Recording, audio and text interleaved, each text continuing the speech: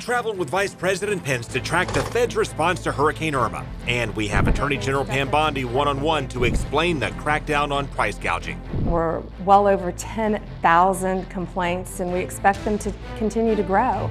We'll also show you how Congress could hold up money for storm victims in Florida, with perspective from former Congressman Patrick Murphy and David Jolly. At the end of the day, they will have the money, but only because we will see this mix of both compassion and hypocrisy in Washington.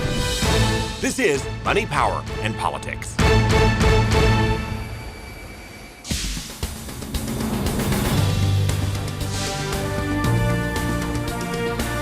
We'll start with a disturbing thought that haunted so many of us this time last week. What if Hurricane Irma did not weaken and shift? What would have happened if Tampa Bay took a direct hit? And what can we change now before the next big one strikes? This polar ice-breaking ship rode out Hurricane Irma at Port Tampa Bay. If the center of the storm had not veered east of the bay, this port and much of Tampa would have been swamped in a deadly storm surge. That's why the governor and mayor told so many people to leave. I'm saying this because I do not want to come and get you in a body bag. Tampa Bay dodged the east side of the storm, which would have pushed in a massive surge. It weakened quite a bit as it tracked north and still swamped Jacksonville. Jacksonville's a beautiful place, and we're really bummed to see this happen. Tampa Bay has not taken a direct hit from a major hurricane since 1921, and the population has grown by some 3 million people since then. If we took a direct hit from a hurricane like Irma, a study by CoreLogic showed the surge would strike and damage more than 450,000 homes. A USF study once showed MacDill Air Force Base would get covered in 13 feet of water. And computer models for Pinellas County show a Category 2 storm would put much of Dunedin and Redington Shores underwater, and a Category 3 hurricane would take out 4th Street in St. Petersburg and cover homes nearby. A Category 4 storm would flood the interstate and Tropicana Field, and a Category 5 would put pretty much everything underwater. Well, Tampa Bay was just grazed by Hurricane Irma as it weakened over land. But the widespread power outages could drive a push to bury more power lines, and the fear of what Irma could have done could drive a debate over how much we build along the water. When it comes to storms, a 2013 World Bank study ranked Tampa as the 7th most vulnerable city in the world. And Hurricane Irma could have shown us why if it did not hook east. Hurricane Irma made its first landfall in the Keys, then its second landfall around Marco Island just south of Naples and Fort Myers. And that's where Mark Wilson caught up with Vice President Pence. The word down here in Collier County remains possibly weeks, if not several weeks, without power. So without question, President Trump and Vice President Pence made a rare dual visit, something we've never seen before, here to the area to assure Floridians here in Southwest Florida that help is coming. Now, of course, the eye wall passing over Key West and then Marco Island, but right after that on the mainland, Naples took the full force of Irma's Cat 3 winds. This is the Naples Estates community, where 3/4 of these homes now are unlivable. Many of them have serious injuries and, quite frankly, are looking at several more weeks. Many of them are seniors here, several more weeks without power. President Trump praising homeowners there for their spirit, offering them a hand and some hope. Listen. I love the people of Florida, and they went through something that I guess the likes of which we could really say nobody's ever seen before. They've never seen a category like this come in, because it came in really at a 5. All you have to do is look at what happened in the Keys. But we love these people, and we're going to be back, and we're going to help. Fox 13, as you mentioned, was honored to get the call from the White House to be invited to be the only television station on board to tour these areas with the president and the vice president. Take a look at some video. We boarded Marine 2 since the vice president was on our helicopter. This is a V-22 Osprey. These have the tilt rotor aircraft, and the great thing about this aircraft is that you can open the back hatch and you literally get a wide open view of all the downed trees, the torn off roofs, and the mangled mobile homes down below. Now, the town of Immokalee is one of the hardest hit here, and we heard that they're getting 12 pallets of water a day. Florida has inspired the nation. Hurricane Irma did her worst, and Florida brought her best. The word of the day from our aerial tour is the size and the scope. And I remember it wasn't long ago, back in 2004, when we came down here, we got some aerial tours of the damage just a little bit north of here when Hurricane Charlie came through, and you could almost see the very specific swath of destruction, the path. Charlie was only about 1.5 miles wide with the worst of the worst. And as you saw from our coverage last week, we're talking about an eye wall from Irma. It was 50-some miles wide, and that's the biggest difference here. Even up in the helicopter, it just goes on for miles and miles and miles. So sadly, these folks in dire need still of gasoline, of power, of ice. It's going to be a long, long time before their lives down here are back to normal. The administration expanded the disaster declaration throughout the week, and for now, FEMA has money to help people recover, but it will run out of money yet again if Congress does not take action, and there are already some rumblings that Congress may not cut a check for Florida as easily as it did for Texas. The yeas are 316, the nays are 90. The House and Senate overwhelmingly passed hurricane relief for Texas, but now they could hold up hurricane relief for Florida because they're worried about the soaring national debt. The greatest threat to our nation is we ourselves. It's our inability to deal with the fiscal issues that we as a nation have. Congress raised the debt limit as part of the deal for sending billions to the victims of Hurricane Harvey. And now some are hard-pressed to send billions more to the victims of Hurricane Irma, unless they can figure out how to make up the difference by cutting spending elsewhere. Texas Congressman Jeb Hensarling said there should be no more emergency funding without a plan to offset the costs. The debt ceiling is an awkward, blunt tool, but it should be something more than a speed bump on the road to national bankruptcy. Part of the problem goes back to Congress itself. It didn't give FEMA enough money to deal with one hurricane, let alone two. And just a few days after Hurricane Harvey, FEMA announced it was broke. Former Democratic Congressman Patrick Murphy and former Republican Congressman David Jolly say that's on Congress. The lack of progress in Congress is being shown pretty clearly to Americans right now that we are on the brink of running out of money in such an important agency. Congress approved $15 billion to replenish FEMA last week, but again, that's focused on aid for Texas. More than 700,000 Texans have already applied for help.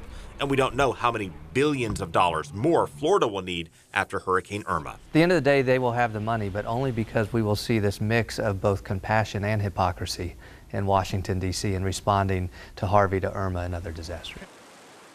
On that note, a lot of you have asked what FEMA is actually doing and what kind of help people can get and how the process works.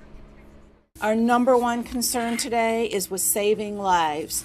FEMA is focused on shipping supplies to people who need shelter and food. Nearly 22,000 federal personnel are already on the front lines, and more continue to deploy. Please don't wait for a disaster recovery center to open. Register for FEMA assistance now, as soon as it is safe to do so. You can register for help through disasterassistance.gov or by downloading the FEMA app or by calling FEMA's helpline, and we'll keep that number up at the bottom of your screen. Here's how it works. Much but not all of the damage will be covered by private homeowners insurance or flood insurance. So FEMA's here to help people who do not have insurance or to help fill the gaps for what insurance does not cover. It offers low-interest disaster loans and grants for home repairs and temporary housing support and more depending on the damage. FEMA has been a partner all along with this. I want to thank the President for the pre-landfall declaration. I want to thank him for the major declaration afterwards. But on top of that, getting people back to a normal life as fast as possible. Now, a number of our viewers with storm damage told us they logged into FEMA, entered their address, and it showed they are not eligible for individual assistance. FEMA says be patient because inspectors still have not been able to survey some areas to make them eligible for assistance. Damage assessments are ongoing, and additional counties based on those damage assessments may be added to the disaster declaration. While we have a lot of damage, it could have been so much worse. We learned some important lessons 25 years ago after Hurricane Andrew. That's when it dawned on state leaders See, that the particle board will just basically crumble. Turns out a lot of the houses were mostly built out of particle board. Your roof, the entire house is particle board. When it gets wet, it just completely falls apart. And a lot of the roofs weren't even nailed into the homes, and that's just the start. With the proper striping, this home very well could have held together. And so after Andrew, state leaders required tougher inspections, and they created a statewide code to require new construction to withstand hurricane-force winds, among other changes. Building inspectors said Florida learned its lesson from Andrew by developing the strongest building rules in the nation. They're minimal now, mind you. The codes are minimal. So you want to ensure that it at least meets the minimal standards for life safety.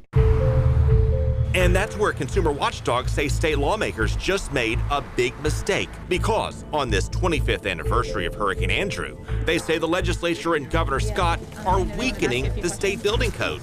We're concerned that we're changing something that worked really well. Mike Romaldi is the former Hillsborough County building official who now works for the nonprofit consumer group Federal Alliance for Safe Homes.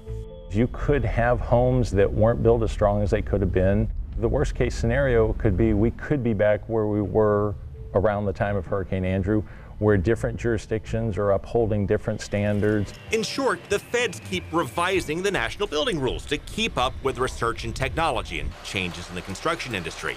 And the state has been automatically working those updates into its building code.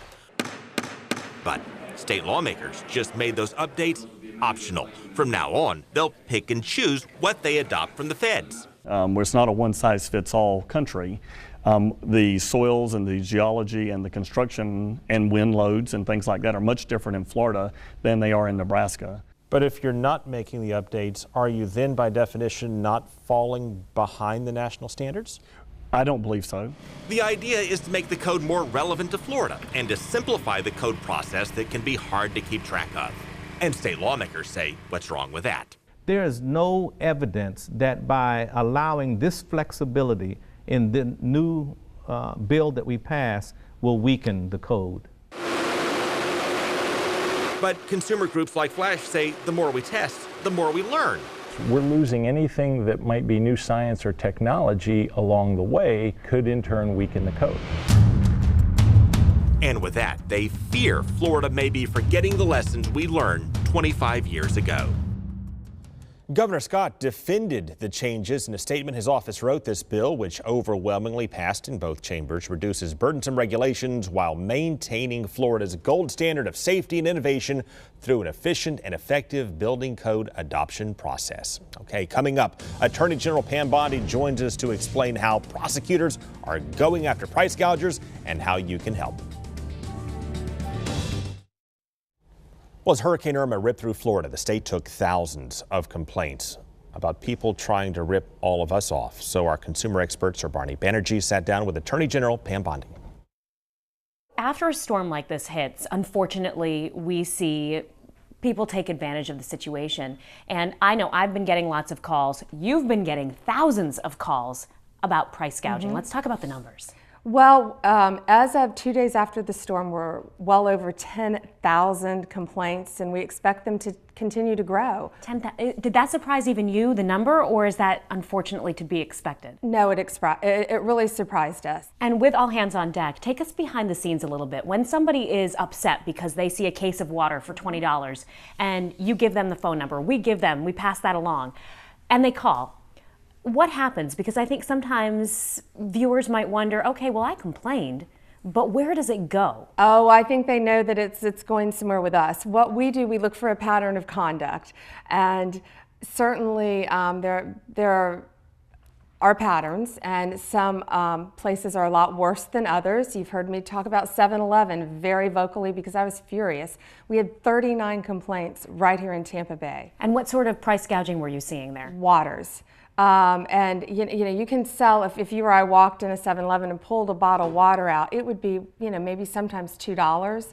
But what they would do, they would bring the cases in, not divide them up. And people were Facebooking me everywhere, sending them to us saying $28, $30 for a case of water. That's ridiculous. And do you feel like now corporate is taking efforts to correct it because of that attention? Oh, they did. They absolutely did. I was on the phone with the vice president of 7-Eleven for the entire country. And Canada. They have over 10,000 stores, and they stepped up to the plate. They gave, you know, and this is based on a handful of franchise owners. And I'll tell you what, if you go in a 7-Eleven or any convenience store and they're hiking the prices up, don't shop there anymore. Tell all your friends don't shop there anymore.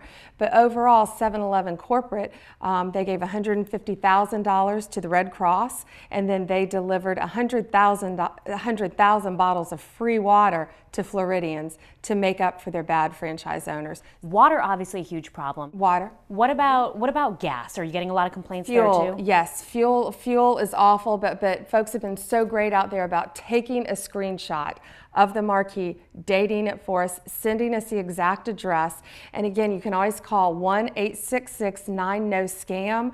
But if you have access to the internet, if you can go on myfloridalegal.com, we've set up a new program, because now technology is amazing, where people can post their pictures as well as fill out the forms. And that helps us, I guess, kind of triage the complaints so we know who to go after first. I have investigators in the field statewide that are going out today. And, you know, we want it to be safe for them, of course, but they're going out today trying to stop this because people need fuel, and we want to make sure they get it. The trend now is going towards hotels. So, yeah, I have gotten a lot of complaints about hotels and people wondering, how is it that they booked a hotel for one price and then when they show up they say, oh, well, this is what you have to pay now. Is that allowable? No. There's repair work too. I'm getting some calls saying, wait, somebody charged me $600 to cut one branch, or they came to put up the hurricane shutters and they were charging $1,000 to put the hurricane shutters up. What do you do with either the prep work or the repair work to keep that under control? Well, and you know, since I was a prosecutor years ago, I would go out and speak at Sun City Center because we have a large senior population there, and they become prey to these predators who are coming in saying, you need your gutters cleaned, you need your trees trimmed. They're coming in with all this plywood. We're a contractor, we want to fix your house. Do not do it without talking to your insurance carrier. And if a contractor wants you to assign your insurance benefits over to them, never do it. Call your insurance company, but get multiple estimates. And because you know, a lot of people again are just scammers coming in our state. And do not give any money in advance. And then what happens after you go and you investigate? How many of these 10,000 cases actually get prosecuted? Well, again, we have to go back. It takes a while because we have to go back in time and we give them preservation letters on their records. We subpoena them right away. That's going on as we speak throughout the state. And then we go back and look at what their prices were last year, because we have to be able to document that they've raised their prices, you know, to go after someone. But again, the trends are changing, and if folks out there could help me, the ones we really need to hear about now are the essential commodities. Waters are coming into our state, so those are dropping, but the main ones now we're hearing are hotels. Okay. So please keep those coming in, hotels, and of course fuel, because I talked to Scott Pruitt with the EPA, so they released some regulations for us, which we can do under the Clean Air Act in a disaster for 20 days, so we can use blended fuel, which drives the price of fuel down in order for more fuel to come into our state. So we've handled that. We've been working great with the White House, with FEMA. I was out in Wildwood, Florida with FEMA yesterday, watching them with these huge oil tankers loading all of the electrical trucks that were coming through, FEMA trucks with the electrical poles that are all down throughout our state. So it's been really incredible teamwork with state, local, and federal government that you often don't see. And that's the best that we see, and you've given us some tips and steps for when we see the worst. So that's right. Thank you so much. Thank you. Now, coming up, we'll show you how Hurricane Irma and Hurricane Harvey could drive some big changes to flood insurance and what it could cost us all across Tampa Bay. 5 years ago, Congress raised the price of flood insurance. And our government also redrew some high-risk zones in such a way that flood insurance was no longer required in places where it had been required for decades. So when it became optional and the price shot up, a lot of people who live along the coast decided they did not need it, especially after several years of calm. But then Hurricane Harvey swamped Houston and Hurricane Irma flooded much of Florida, and many homeowners got burned because homeowners insurance does not cover flood damage. In Florida's coastal counties, only 42% of property owners have flood coverage, even though many are supposed to have it as a condition of their mortgage. How does it happen, though? It's slipping through the cracks. The mortgage companies are going to send a letter to you if they don't catch that you have insurance, either windstorm coverage, hurricane insurance, or flood insurance if you have a mortgage. But to have them babysit and mandate that, that's where I think some people are saying, you know what, we missed it. We missed that we didn't have it, or we gave it up because it was too expensive. And the mortgage companies aren't always enforcing it, or they've missed it too. And in just a moment, we'll work through some of the proposed changes for flood insurance that, among other things, could phase out subsidies for many homeowners right here across Tampa Bay. The National Flood Insurance Program needs money after Hurricanes Harvey and Hurricane Irma. It is billions, or will be billions of dollars short, and some members of Congress are already calling for some big changes. One of the big concerns here is that the discounts for the flood coverage do not reflect the level of risk. So it may encourage people to build and then, after getting flooded, rebuild and then rebuild again in places that repeatedly flood, putting them in danger and costing taxpayers much, much more. And on top of that, the Department of Homeland Security says the number of homes that repeatedly flood is growing by some 5,000 homes per year. So what could or may Congress do about it? One proposed change would phase out subsidies for homes that have a history of flooding. That would surely cost a lot of homeowners here in Tampa Bay. Another would try to buy out and compensate homeowners who repeatedly flood and remove the property in risky areas more than is currently done. Another proposal would allow private insurance companies to compete with the federal government and offer flood coverage as well. One of the many policy discussions we will have, not just in the coming days, but coming weeks and months. Folks, that is our show. We'll see you again next week. Take care.